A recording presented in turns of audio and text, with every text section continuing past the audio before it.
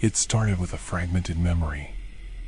My younger sister Ellie and I were cleaning out our mother's attic last fall when we stumbled across an old box marked VHS. Most of the tapes were worn, home-recorded things, half-labeled movies, holiday specials, and snippets of local news programs from a time when my dad still cared about documenting our lives. Ellie had been ready to toss the whole box until I noticed one tape sitting askew on top. It was black and unmarked, except for a small sticker in the corner with the words Sunny Time Junction written in messy red pen. "Do you remember this?" I asked her, holding up the tape. Ellie glanced at it and frowned. "Not really. Was it one of those weird cartoons we used to watch?" I nodded, but I wasn't sure. The name sparked something, an itch at the back of my mind, but the details wouldn't come together. My only concrete memory was the feeling that Sunny Time Junction hadn't been on cable. It had aired on some obscure local station, one of those channels that only came in clearly if you fiddled endlessly with the rabbit ears. It wasn't a favorite show or anything, more like something you'd leave on when nothing else was playing. But the name lodged itself in my head, a stubborn artifact of our childhood. "Wait," Ellie said after a moment, her voice soft. "I think I do remember. It was that puppet thing, right? With the, what was his name? Puzzle something?" "Puzzle Jack," I blurted, surprising myself. The name had surfaced in my mind so quickly it startled me, like it had been waiting just below my thoughts, ready to rise. Ellie's face twisted in a way that was hard to read, not quite recognition, but not disagreement either. Curiosity won out. Against Ellie's protests, I stuffed the tape into my bag and brought it home, promising myself I'd find a working VCR somewhere. A week later, I found myself staring at a thrift store television screen, VCR whirring noisily as the tape spun up. I'd cleared an evening for this, a bowl of popcorn at my side, lights dimmed for ambience, fully prepared for a dose of harmless nostalgia. The tape's playback quality was poor, its colors bleeding and wavering across the screen like a watercolor left in the rain. The show began without an intro, no theme song or opening credits. Just a title card, white block letters on a black background, Sunny Time Junction. Then it cut to the first scene. It was a children's puppet show, simple and cheaply made. The set was painted to look like a train station, the kind you might see in a book of nursery rhymes, candy-colored houses, billowing clouds, and a cartoonish locomotive that puffed smoke from its stack. The main character was a puppet named Puzzle Jack, his head a crude wooden jigsaw puzzle piece with exaggerated eyes and a painted-on grin. He wore overalls and had gangly limbs that flopped unnaturally when he moved. "Hi there, friends," Puzzle Jack called in a voice that was bright but faintly raspy, as if the puppeteer had been gargling gravel. "Welcome to Sunny Time Junction, where every day is a puzzle. Let's figure out the pieces together." I stared, my popcorn forgotten. Something about the puppet's movements felt off. It was subtle at first, the way his head tilted slightly too far, the momentary jerk of his arm after a line delivery. The background music, a looping piano melody, seemed a beat too slow for the energy the show was trying to convey. It was like watching a marionette whose strings were being pulled by someone just learning the craft. But there was something else, too. Something deeper. The words "every day is a puzzle" echoed in my ears, gnawing at my thoughts like a splinter beneath the skin. The show didn't stay as bright and friendly as it seemed. As Puzzle Jack walked across the station platform, introducing the setting, I began to notice strange details. The backdrop of painted houses had small imperfections, windows painted at awkward angles, doors that were slightly too small for their frames. The clouds in the sky had faces drawn into them, subtle and almost imperceptible, but the faces weren't smiling. They were watching.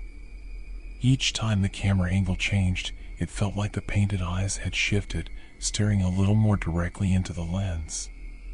Puzzle Jack continued walking and stopped in front of a chalkboard. "All right, friends," he said, clapping his wooden hands together with an unpleasantly hollow sound. "Time for today's puzzle. Let's solve it together." The puzzle was about colors. What color do you get when you mix red and blue? Simple enough. There were long, awkward silences, presumably to give kids watching at home time to yell their guesses. I remember doing that as a child, shouting at the screen, expecting the puppet to hear me. But the pause dragged on a beat too long, and Jack just stood there, staring into the camera, his painted grin looking strained. For a moment, I thought I saw his head twitch, just a tiny jerk, like a hiccup in the puppeteering. "That's right. Purple," Puzzle Jack exclaimed, though his grin seemed to waver just slightly on the word purple, like he wasn't sure it was right. The sound quality dipped here, his voice distorting faintly, like someone speaking too close to an old microphone. The scene then transitioned abruptly, cutting to a short animated segment about two cartoon trains racing. The trains spoke to each other, but their voices were garbled, almost unintelligible. I leaned closer, trying to make out what they were saying. It sounded like static, like words swallowed by a bad connection. At this point, I realized something odd. There were no other characters. Puzzle Jack was the only puppet who spoke directly to the camera. I remembered kids' shows being filled with vibrant ensembles of sidekicks and mascots, but here it was just Jack and the occasional poorly animated train. It gave the whole thing a sense of loneliness, like watching a magician perform for an empty theater. And then there was the ending. As the episode neared its conclusion, Puzzle Jack's tone shifted.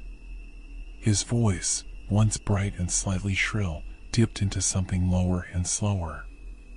"Well, friends," he said, sometimes puzzles don't fit together the way we expect them to." The background music had stopped by this point.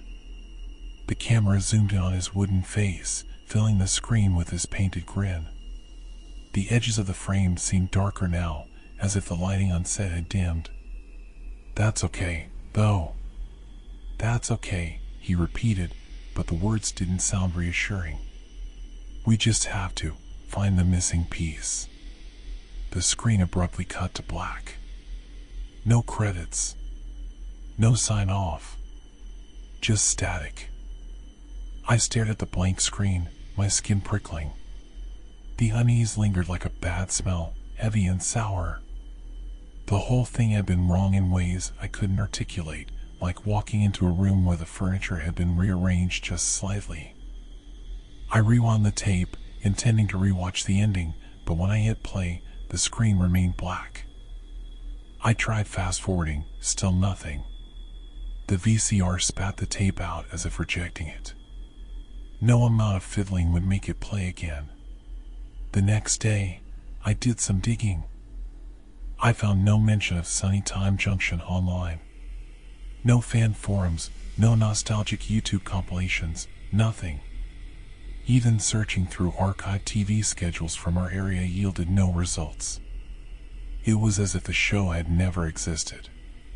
When I called Ellie to ask if she remembered more, her voice was distant. I think I do," she said slowly. "But it's weird, right? Like, the more I think about it, the fuzzier it gets. It's like a dream I had, not something real." Her hesitation unnerved me, but I couldn't let it go. That night, I dreamed of Puzzle Jack. He stood in front of his cartoon train station, motionless, his painted grin stretching wider than it should have. In the dream, I was a child again, sitting cross-legged on the floor in front of the TV. Jack leaned closer to the camera until his face filled the screen. "Do you know where your missing piece is?" he whispered. I woke up gasping, drenched in sweat. The tape sat on my desk, silent and foreboding.